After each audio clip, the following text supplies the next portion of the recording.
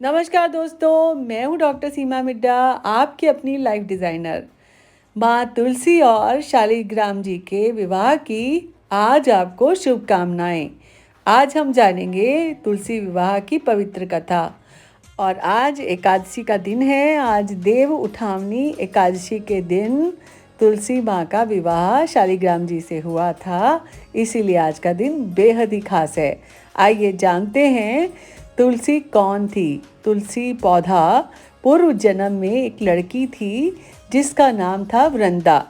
राक्षस कुल में उनका जन्म हुआ था। बचपन से ही भगवान विष्णु की बहुत बड़ी भक्त थी। बड़े ही प्रेम से भगवान की सेवा और पूजा किया करती थी। जब वह बड़ी हुई तो उनका विवाह दानव राज जलंधर से हुआ। जलंधर समुद्र से उत्पन्न हुए थे। वृंदा बड़ी ही पतिव्रता स्त्री थी, सदा अपने पति की सेवा किया करती थी। एक बार देवताओं और दानवों में बहुत बड़ा युद्ध हुआ। जब जालंधर युद्ध पर जाने लगे तो वृंदा ने कहा, स्वामी आप युद्ध पे जा रहे हैं, आप जब ये युद्ध में रहेंगे तो मैं बैठकर पूजा पाठ करूंगी, आपकी जीत के लिए अनुष्ठान करूंगी। जब तक आप वापस नहीं आ जाते मैं अपना संकल्प नहीं छोड़ूंगी। इसी तरह से दानवराज जलंधर युद्ध पर चले गए और वृंदा व्रत का संकल्प लेकर पूजा में बैठ गई। उनके व्रत के प्रभाव से देवता भी जलंधर को ना जीत सके। सारे देवता जब हारने लगे तो विष्णु जी के पास गए। सब भगवान से प्रार्थना करने लगे और भगवान कहने लगे कि वृंदा मेरी परम भक्त है, मैं उसके साथ छल नहीं कर सकता। फिर देवता बोले कि आपको हमारी मदद करनी होगी। भगवान विष्णु ने जलंधर का रूप धारण किया और वृंदा के महल पहुंच गए। और वृंदा ने अपने पति को देखा तो वो तुरंत पूजा से उठ गई, उनके चरण छू लिए। जैसे ही उसका संकल्प टूटा, युद्ध में देवताओं ने जलंधर को मार दिया और उसका सिर काट कर अलग कर दिया। उसका सिर वृंदा के महल में गिरा। जब वृंदा ने देखा कि मेरे पति का सिर कटा पड़ा है तो फिर ये जो मेरे सामने खड़े हैं ये कौन है। उन्होंने पूछा, आप कौन हैं जिनको मैंने स्पर्श किया है।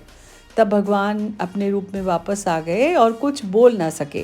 वृंदा सारी बात समझ गई। उन्होंने भगवान को ये श्राप दिया, आप पत्थर के हो जाओ। तब तुरंत भगवान पत्थर के हो गए और सभी देवता घबरा कर रोने लगे। लक्ष्मी जी भी रोने लगी और प्रार्थना करने लगी और वृंदा से कहने लगे कि अपना श्राप वापस ले लो। अपने पति का सिर लेकर वे सती हो गई और उनकी राख से एक पौधा निकल कर आया। भगवान विष्णु ने कहा, आज से इसका नाम तुलसी है और मेरे इस पत्थर के रूप का नाम होगा शालिग्राम। तुलसी जी के साथ शालिग्राम को पूजा जाएगा और मेरे इस पत्थर के रूप को शालिग्राम के नाम से जाना जाएगा। और आज के बाद मैं कोई भी भोग बिना तुलसी के ग्रहण नहीं करूँगा। और तभी से तुलसी जी की पूजा सभी करने लगे और तुलसी जी का विवाह शालिग्राम के साथ कार्तिक मास में किया जाता है और देव उठावनी एकादशी के दिन इसे तुलसी विवाह के रूप में मनाया जाने लगा।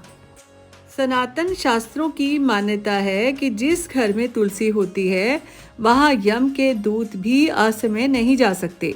मृत्यु के समय भी जिसके प्राण तुलसी और गंगा जल मुख में रखकर निकल जाते हैं वो समस्त पापों से मुक्त होकर वैकुंठ धाम को प्राप्त होता है। जो मनुष्य तुलसी व आंवले की छाया में अपने पितरों का श्राद्ध करते हैं उनके पितरों को भी मोक्ष प्राप्त होता है। तो दोस्तों, आज का दिन देव उठानी एकादशी के रूप में आप सभी को बहुत सारी हार्दिक शुभकामनाएं। तुलसी विवाह की कथा यहीं पर समाप्त होती है। अब लेकर आऊँगी एक नई वीडियो आप सभी के लिए। यहीं पर लेती हूँ आपसे अलविदा। तब तक के लिए एंजॉय एवरी पल, डोंट वेट फॉर कल। नमस्कार दोस्तों, आपको मेरी ये वीडियो कैसी लगी? अगर आपको अच्छी लगी हो तो लाइक करें, शेयर करें, सब्सक्राइब करें।